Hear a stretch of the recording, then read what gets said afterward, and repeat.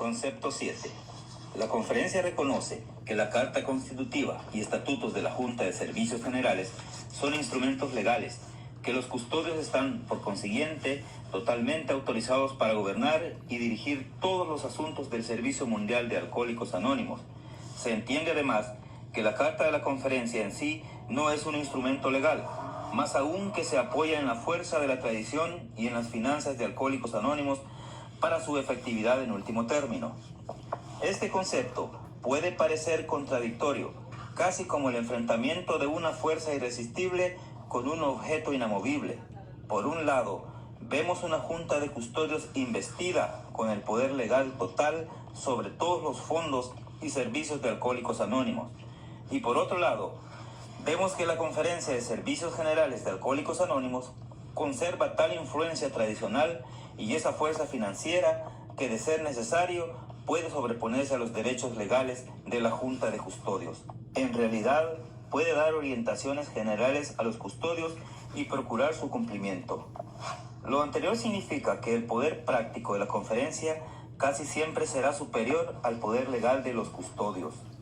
Este poder supremo de la conferencia proviene de la enorme influencia tradicional de la Carta misma. Se deriva de la amplia mayoría de delegados escogidos por los grupos en la conferencia. Y finalmente, en casos extremos, estará basado en la indiscutible capacidad que tienen los delegados para negarle a la Junta de Servicios Generales los fondos que ella necesita para operar, los cuales provienen de las contribuciones voluntarias de los mismos grupos de Alcohólicos Anónimos. Teóricamente, la conferencia no es más que un cuerpo asesor, pero en la práctica tiene todos los derechos y controles finales que pueda necesitar. Cuando reflexionamos que nuestros custodios no tienen un interés salarial financiero en sus puestos, podemos estar totalmente seguros de que una junta en tales condiciones nunca pensaría en oponerse legalmente al deseo claro y sostenido de los delegados de la conferencia y las áreas de Alcohólicos Anónimos que representan. Si algún día se nos presentaran grandes dificultades, en ningún caso podría resultar en un estancamiento. La conferencia siempre tendría el control total de la situación. Siendo la conciencia de Alcohólicos Anónimos, los delegados se sentirían con la suprema autoridad sobre nuestra Junta de Servicios Generales y sobre sus filiales incorporadas de Servicio Mundial. La historia de este desarrollo es muy interesante e importante. Cuando se estaba proyectando la Carta de la Conferencia en 1950, se presentó como problema vital el decidir quién habría de tener la autoridad final, si la conferencia o los custodios. En ese entonces, nosotros ya dábamos por seguro que la autoridad total y final sobre nuestros fondos y servicios no podría continuar residiendo en una aislada junta de custodios que tuviera un derecho inapropiado de elegir sus propios sucesores. Esto hubiera sido abandonar los servicios mundiales de Alcohólicos Anónimos en las manos de un grupo paternalista, lo cual es totalmente contrario al concepto de conciencia de grupo de la tradición 2. Si los custodios iban a ser nuestros administradores permanentes de servicios y los guardianes de las 12 tradiciones de Alcohólicos Anónimos, evidentemente deberíamos colocarlos en una posición en la cual necesariamente tuviera que ajustarse a las tradiciones y a los derechos de nuestra asociación. Para cumplir este objetivo, se consideraron toda clase de organizaciones. Pensamos en incorporar a la conferencia misma, colocándola así en posición de autoridad legal sobre la Junta. Esto hubiera significado que todos los miembros de la conferencia deberían cumplir también requisitos legales. Esto hubiera sido demasiado complicado, ya que hubiera implicado también la incorporación real de toda nuestra asociación, una idea que la conferencia misma repudió posteriormente. También estudiamos la idea de organizar elecciones en todo el país para nombrar a todos nuestros custodios, pero este procedimiento hubiera producido confusiones políticas y no hubiéramos obtenido la gente con la calidad administrativa que la Junta requería. Por estas razones se abandonó esta idea. Entonces nos preguntamos si sería posible que la conferencia misma postulara y eligiera directamente a nuestros custodios. Pero, ¿cómo podrían tantos delegados llevar a cabo esta idea? Ellos provendrían de todas partes del país y por consiguiente no se conocerían suficientemente unos a otros. Sus periodos serían cortos y las reuniones muy breves. ¿En qué forma entonces le sería posible a un cuerpo integrado en esa forma postular y elegir custodios alcohólicos y no alcohólicos de alto calibre administrativo? Evidentemente no encontrábamos un método adecuado para que esa idea funcionara. Por lo tanto, muy a nuestro pesar, tuvimos que desechar esa idea. En esta forma, llegó a ser obvio que la elección de nuevos custodios sujetos a la aprobación de la conferencia tendría que provenir necesariamente de los mismos custodios. Solamente ellos tendrían la capacidad para comprender las necesidades de la Junta. Salvo en periodos de reorganización, este método de elección tendría que continuar, al menos para la mayor parte de la composición de los miembros de la Junta. De otra manera, no se podría responsabilizar a la Junta por los resultados de su administración. Resultaríamos sin administración de ninguna clase. Por esta razón, se le dio a la conferencia el derecho de rechazar, pero no de elegir a los nuevos candidatos a custodios.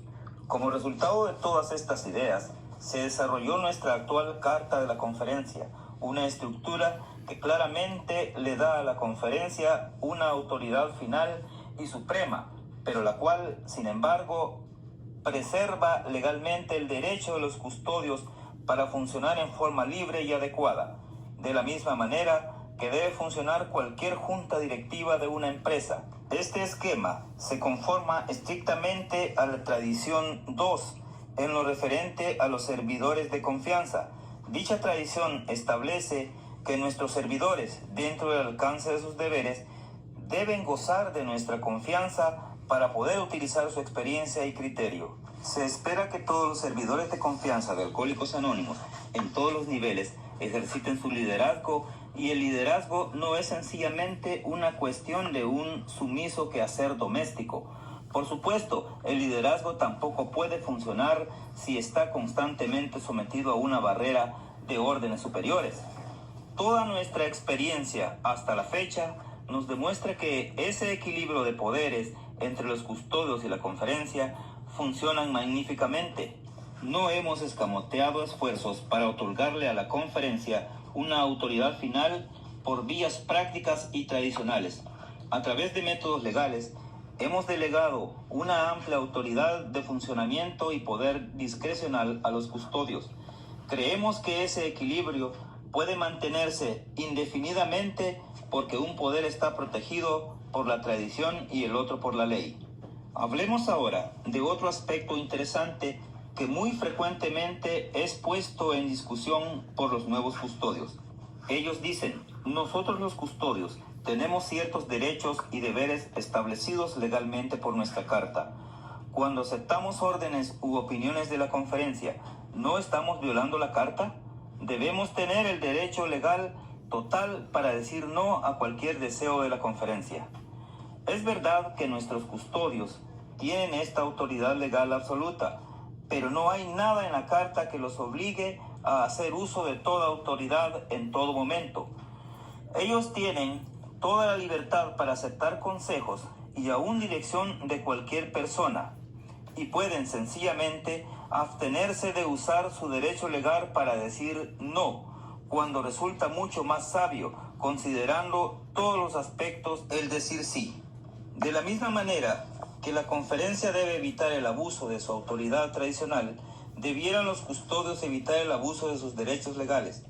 El presidente de los Estados Unidos, por ejemplo, tiene un derecho legal absoluto para vetar la legislación aprobada por el Congreso.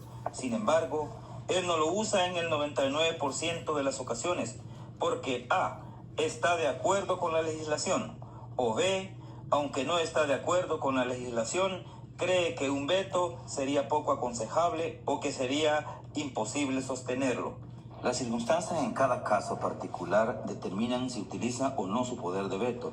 De la misma manera sucede con los custodios de la Junta de Alcohólicos Anónimos. Claramente entonces, nuestra Junta de Custodios se reserva un poder de veto sobre cualquier acción de la conferencia.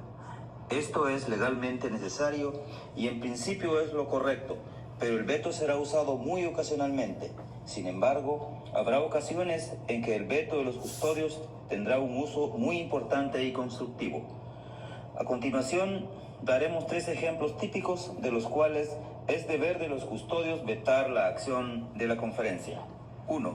Si por causa de prisa o presión la conferencia llegase a tomar una acción o dirigir una orden a los custodios violando patentemente su propia carta o de la Junta de Servicios Generales, o si la conferencia aprobara una medida tan inconsulta o tan peligrosa como para perjudicar seriamente, a juicio de los custodios, las relaciones de Alcohólicos Anónimos con el público o la comunidad considerada en su totalidad, entonces los custodios tendrían el deber de pedir a la conferencia que vuelva a considerar la medida que se pretende aprobar.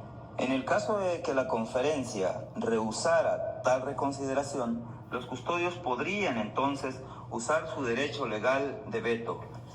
Y si les parece aconsejable, podrían apelar directamente a los mismos grupos de Alcohólicos Anónimos. 2.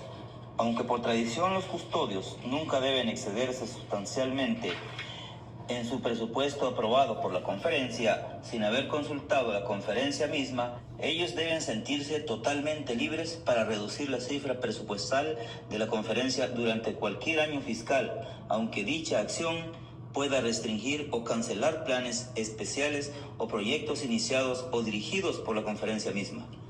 3. Si por causa de situaciones imprevistas, un proyecto o resolución particular de la conferencia llega a ser desaconsejable o irrealizable durante el año fiscal, los custodios, sin prejuicio, deben poder usar su derecho de veto y cancelación. En consecuencia, si en los próximos años la conferencia siempre tiene en cuenta los derechos, deberes, responsabilidades y el estado legal de la Junta, y si los custodios en sus deliberaciones siempre se dan de cuenta de que la autoridad final de servicios reside en la conferencia, ninguno de los dos se verá tentado de hacer caso omiso del otro. De esa manera, podemos esperar que los asuntos importantes siempre serán resueltos y que la regla general será una armoniosa cooperación.